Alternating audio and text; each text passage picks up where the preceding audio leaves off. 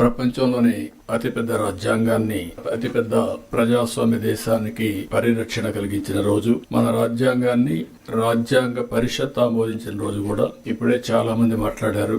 భారత రాజ్యాంగ నిర్మాత డాక్టర్ బిఆర్ అంబేద్కర్ సారథ్యంలో 2 సంవత్సరాల 11 నెలల 18 రోజుల పాటు సుదీర్ఘంగా ఆలోచించి రాసినటువంటి రాజ్యాంగం.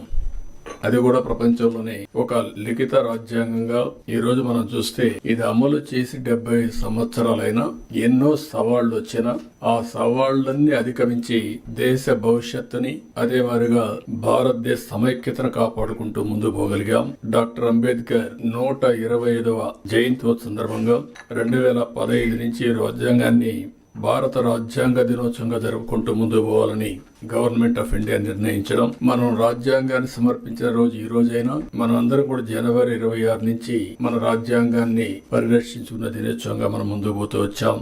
అయితే ఈ రోజు మనం దీన్ని ఒక 2 అకేషన్ లో గుర్తు చేసుకుంటున్నాం. స్వాతంత్ర దినోత్సవం జరుపుకుంటున్నాం.